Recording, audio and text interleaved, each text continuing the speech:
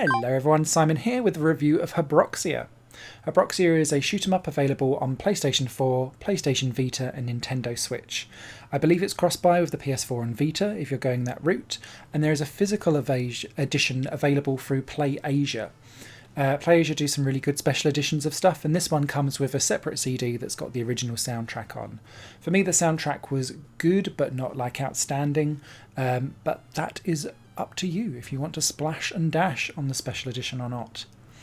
This game reminds me so much of the Commodore 64 era of gaming. It's kind of situated in that era when you look at the retro graphics in terms of the feel, the gameplay, the types of enemy sprites, that kind of thing. It really sits well in the C64 era. Habroxia does a few things differently though to try to change up its gameplay as you go along. Firstly, it will switch between horizontal and vertical levels, and I know that's a really simple thing of just switching the plane of how things work, but it genuinely makes a difference to how you play your game. And I know it shouldn't, but it does, and I really welcome that diversity, particularly as it switches up during a level and the AI will take over and kind of turn the orientation. And I remember the first time it happened, I was like, ooh, and I didn't get away from that every time it done it. You'll start off initially on the 15 level campaign mode, and essentially you'll just be going through shooting up enemies as much as you can and collecting credits and power-ups. There's a variety of different power-ups as you go through, and they're kind of one-hit deals when you shoot off, say, like a laser or more pinpointed accuracy or a shield for yourself. And they go quite quickly actually. You do have a burst of speed button as well, but that is limited and needs recharging, so you need to use that wisely.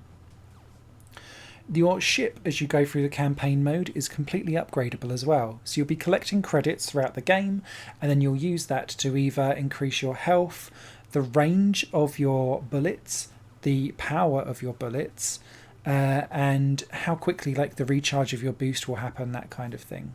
So you can kind of sell and rebuy power-ups as well, which I found quite interesting. So if you come up to a place where you kind of think, oh god, I actually need to be more manoeuvrable in this level, or I need to actually just have more power on my bullets, you can get rid of previous upgrades if you think, do you know what, I don't need to have these extra lives, and go for the power over like health. And I found that quite an interesting tactic as well.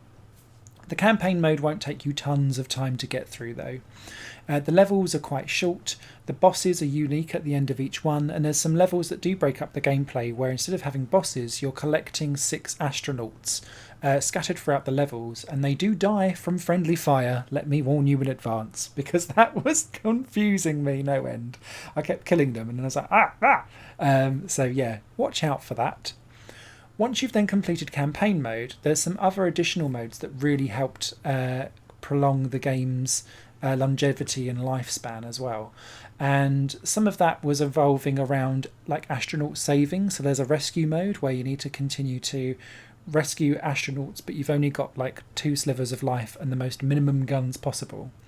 There was Shield Maiden mode, which was where you have the worst gun possible and only 1 life.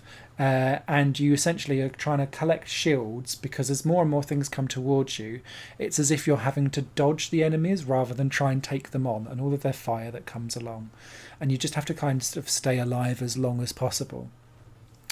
There was also the like wave mode, and I can't remember the exact name for it, but it essentially turned the game into Space Invaders, because the enemies were coming down from the top of the screen, and this was now a vertical level, and you were stuck on the bottom of the screen and you couldn't move around. And I just found that was really, really cool, because it was just a completely different gameplay mode to anything else that Habroxia had offered through the campaign mode and the other things you unlocked as you went along. So yeah, if you're looking for like a good Space Invaders clone, Habroxia has it as a bonus feature, and I thought that was quite cool as well. Ultimately though, it's quite an easy-ish platinum to get through. It'll only take you a couple of hours, but it's not one of those Ratalaika game ones where you can just be like, yeah, completed the first 3 levels, done. You actually do have to go through the game and complete it, and I really appreciate that there was some challenge involved in doing that. And that was quite cool as well. I also wanted to call out as one of the last things, the way how the firing patterns worked in this game. You have your shoulder pads buttons, or trigger buttons, sorry, were used for firing out stuff. And there's 3 different patterns that you can have. One will just be shooting straight forward, and you do that by holding one button. You can shoot like vertically up and down in front of you quite often by holding the other button. But quite often I'd find, especially with things that were like flying around quite quickly, if you press and held both buttons together, it would then fan out your bullets so that you could get a much better range of hitting enemies, but you just wouldn't get the damage hit quite so high because you're not pummeling the enemy. So I'd often find myself switching from just holding down the one button to the 2, depending on what enemies were coming towards me, and it felt really natural and quite simple to get used to, even though that's quite a unique way of setting out the controls for a shoot 'em up. So yeah, I was pleasantly surprised with Habroxia. It's a short game, unfortunately, but the time that I spent with it, I really did enjoy. It definitely has that one more go feature, particularly because you can see your credits mounting up for your next ship upgrade that may help you progress further if you're hitting against a brick wall in terms of difficulty level.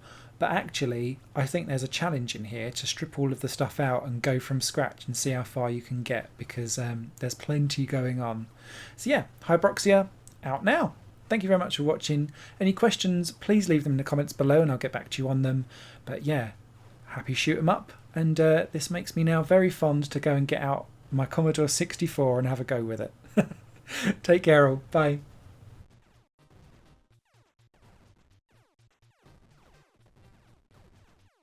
This channel is just one of my many projects that cover games, music and film. If you enjoy any of these and would consider supporting me to develop further in the future, you can do so by visiting patreon.com/Satorimon. Thank you for your time and for watching the video.